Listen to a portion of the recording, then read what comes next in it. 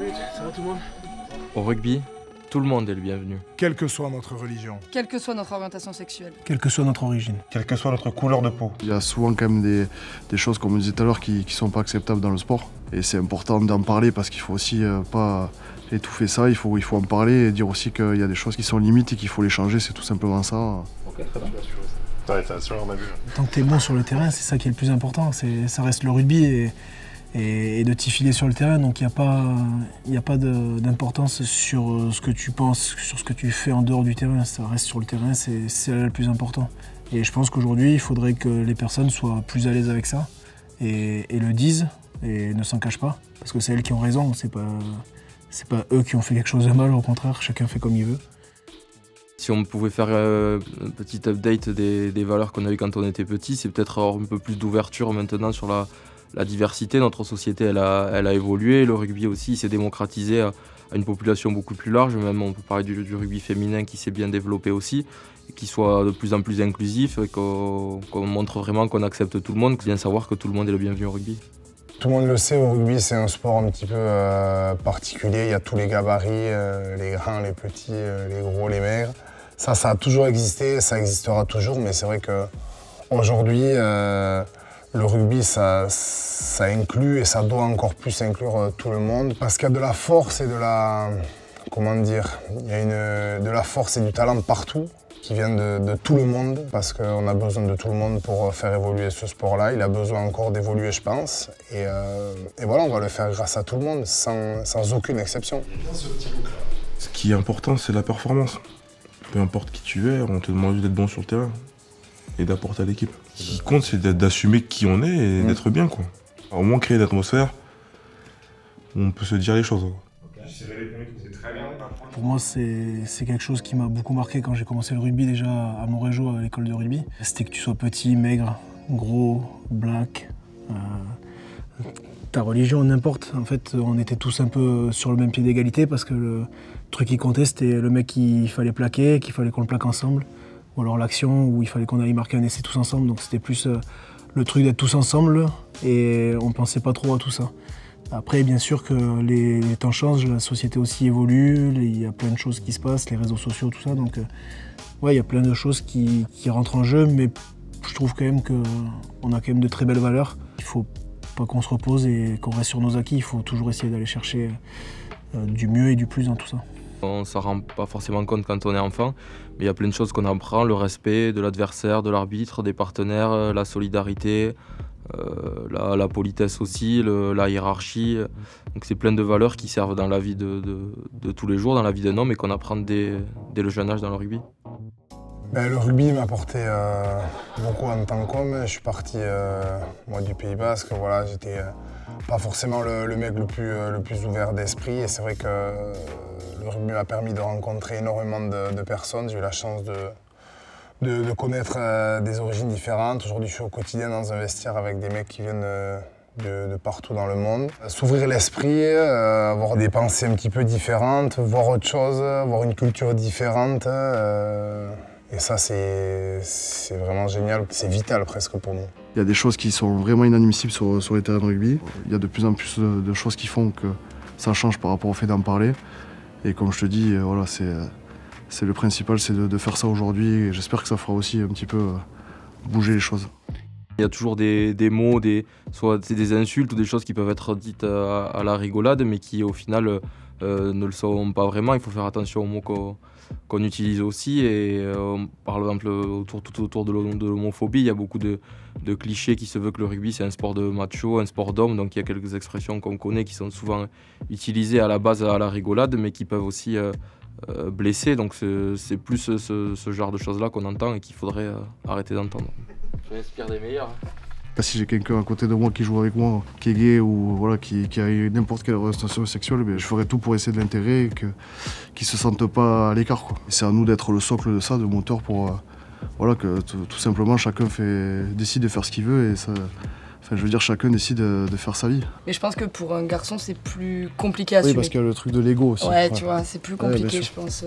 Et encore plus dans un vestiaire garçon, je pense que forcément il aura des remarques, des trucs. Ah mais ça c'est vrai. C'est ça qui est le... Mais après je trouve quand même que ça change sur ça. Oui, et puis j'en suis sûr qu'il y en a. Oui, mais c'est sûr. Tu vois, et sauf qu'en fait, ils se cachent et ils disent rien, tu vois, ils ont peur, exactement.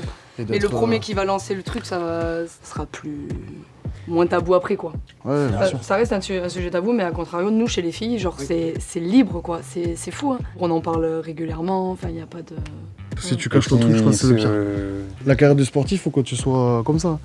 Si t'es pas bien dans tes baskets, dans tes trucs, mais bien sûr, tu te renfermes sur toi-même. Et après, quand tu parles de dépression, de suicide et tout, c'est quelque chose qui peut te pousser au suicide. Tu vois, moi, quand je l'ai assumé, alors pourtant j'ai une famille qui est très ouverte, hein, mais tu vois, ma grand-mère, par exemple, elle m'a pas parlé pendant 1 an et demi. Tu vois, enfin... et pourtant, il n'y avait rien de... Enfin, tu vois, j'ai juste assumé que j'étais homo, quoi. Mais même moi, j'ai été obligée de lui faire une lettre et tout, j'arrivais pas à lui dire en face. Parce que je savais qu'elle allait, entre guillemets, me renier, quoi. Mais comment tu le vivais, du coup? Ben, mal.